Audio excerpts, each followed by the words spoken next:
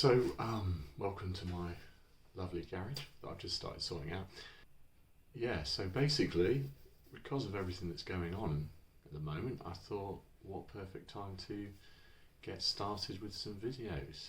Basically today, I'm not going to be doing anything too complicated, just a couple of basic exercises that anyone can really do from home, things that really help me. I'm going to do a couple of different variations, show a couple of sets so you can work along with it if you want to. I will be doing videos in future about specifically resistance band training because I find these incredible. I just think that you can have pretty much a proper workout at home. Anyway, I'll get onto that in a different video. But so yeah, I'm going to get on to the exercises. Hopefully they make sense. Any comments, obviously comment down below. Fantastic. So obviously you'll want to have warmed up first a bit. Loads of different ways to do that. I would just say walk up and down stairs a few times. I've warmed up a bit already. The first exercise I'm going to be looking at, everyone is probably going to not like this, but it's going to be the squat, just because it's so usable at home and it's just such a good workout. I'm going to do a couple of variations though, to make it so that obviously you're not looking at using weight. I'm going to try and use weights as much as possible. Now the first one is going to be basically get something, hold it above your head like this, and just squat with holding your hands above your head basically. So dropping your hips, making sure your arms stay above your head. And it's surprising how much difference that makes because you're not holding your hands out, stabilising your body. So you've got to use more stabilising core muscles here just because your hands are above your head. And we're trying to get as many muscles going as possible.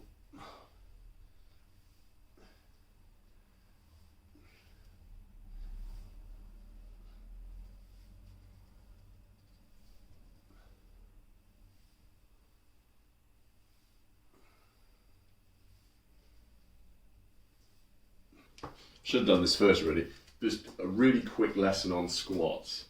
So really the movement starts from your hips. This is the way I explain it to people anyway. It's not that you're dropping to the floor and then you're forcing yourself back up again. It's very controlled from your hips. It's almost like you're pulling yourself to the floor by squeezing your hips. In here, in this point here, squeezing, almost like you're pressing a spring down here. Oh, it's got to be a lot of control. And then obviously using your quads and pushing yourself back up, pushing your feet into the floor. But yeah, it really hinges on this point. You slide your hips back. Don't worry too much if your knees go a little bit forward. That's actually fine, as long as they're in line with your toes. Squeeze here and then push. So on to variation 2. This one is a little bit more advanced, mainly because you're using one leg, so you don't need heavy weight. Your body weight will probably be enough, to be honest. Mine certainly is. I'm a bit porky now. So all you need is a chair, or you could do it on the stairs as well, and something to support yourself. You can support yourself on a wall, as long as you've got your balance. Now, once you get really good at it, you won't need to support yourself, but please support yourself at this level. I mean, I need to support myself. So get your hands on something, wall or a desk or something like that. I've got a desk in front of the stairs, so I do it on the stairs usually. Put your foot back up on the chair like this. Make sure you're nice and stable. Your legs pretty much straight down. And then you're just going to squat, making sure that you've got stability in that hip, like I said earlier. It's a lot about the hip. And you just...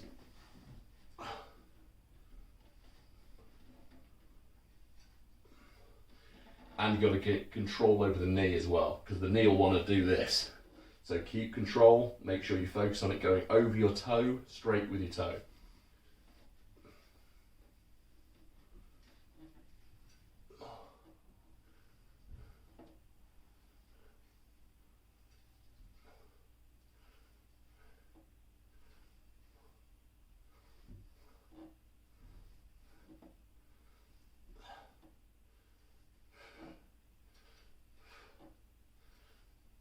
Other side. Good way to make sure that you're lined up is basically don't move that foot that you were squatting on first. Take the foot off the chair or whatever you were putting it on and line it up so you know that you're in the same position for the other leg basically.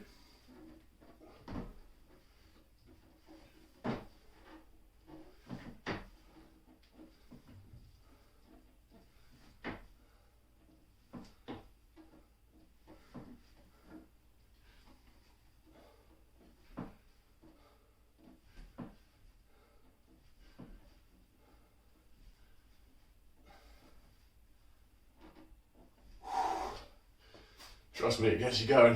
Whew. So the next exercise I'm going to do is basically front lateral raise.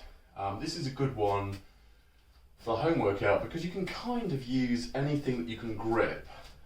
So books.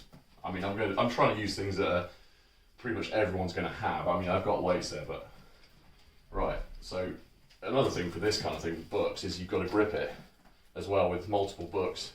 So that's going to be working your forearms as well because you've got to be holding on to it. A key to most of these exercises though is it's going to be quite a lot of volume. They're going to seem really easy to start with. It's about being focused on the exercise, not so much how hard it is, because by the time you've done a few reps, you will start feeling the burn. It's less about lifting heavy weight and feeling it instantly. So you might think, well, this is doing nothing, but it will. I tend to like getting into a bit of a squat stance with most of these exercises because it keeps the stabilizer muscles engaged and it's just a bit more of a workout really. So yeah, grip them like this, squat down a little bit, make sure that your shoulders are back, that you're squeezing in the muscles here, you're looking up and just keep it really controlled, squeeze in, the back of your shoulder muscle here, you should feel a little bit of a squeeze here.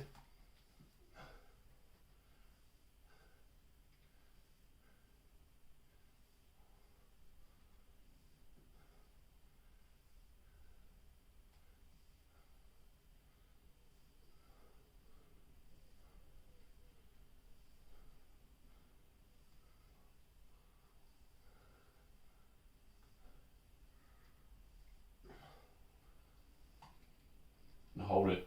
Good one is to always end on a hold. Be surprised, that actually started burning. I did a one set off camera. First set, didn't feel anything really, and I was like, I'm not even sure when to include this exercise. By the second set, I can actually feel it. So stick with them, make sure it's more about mind and muscle rather than weight. You will get there. Don't tell anyone, I've got some of this. Shh. On to the next exercise. This is a really straightforward one. It's actually one I do in the gym, which is an ab workout. Yay!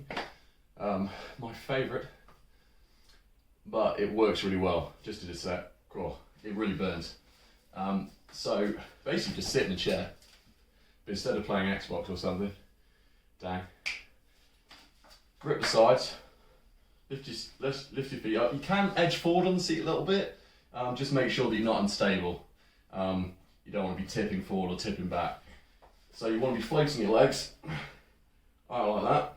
And then instead of raising your legs, lazy legs, you want to pull your knees up, like that. Keeping your feet off the floor so you're not putting your feet back down. Now again, like a lot of these exercises, you won't feel much to start with probably. Cool, maybe not. Maybe you'll feel it straight away, if you're like me. But you'll feel it. Ooh, burning there. Great. Just do a few reps and see how it feels. The key is to keep your hands solid, your back solid like this. You can sit properly back in the chair if you want and just raise your legs like that. Just as long as you're getting that sort of floating, where the legs are floating, where they're not resting down and then coming back up. They're kind of sort of like plank-like. And just rep it up. Like I said with any of these exercises, if you need to watch me do it while you're doing it, fair enough, put the video back onto the specific exercises and do it while I'm doing it, because sometimes it's just useful to have that visual aid. So I'll do a few reps for you, great.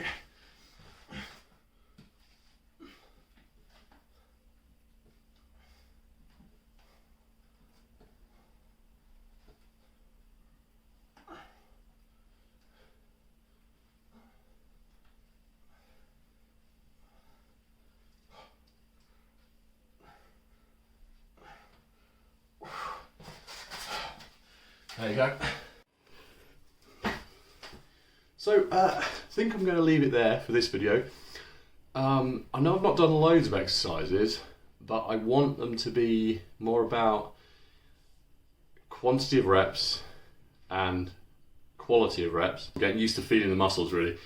Because you can get off on a tangent and do loads of weird exercises and start flipping around all over the place. And but you never really get that connection with what you're doing. The resistance bands exercise, because resistance bands, goodness me, yeah, they're really about connecting with what you're doing. Otherwise, you're just going to be twanging them all over the place. Yeah, so I find that it's a challenge, but also when you get used to it, it's amazing. I mean, specifically for me with fibromyalgia, and I get a lot of muscle burn and a lot of muscle pain. Getting that blood in the muscles, not just resistance bands, but with any of these exercises, getting the muscle going, the specific muscle you're wanting to target is really important, especially for me. So I think it's important for everybody, basically, but I just feel it a bit more maybe than other people do. But anyway, thanks for watching. Hope it was helpful. As I said, comment down below if I could expand more on specific exercises. I have no issue with doing more videos on specific exercises, or if you want variations or whatever, or if you want to say I'm a complete noob and whatever. Yeah, so hope you liked the video and catch you on the next one. Cheers.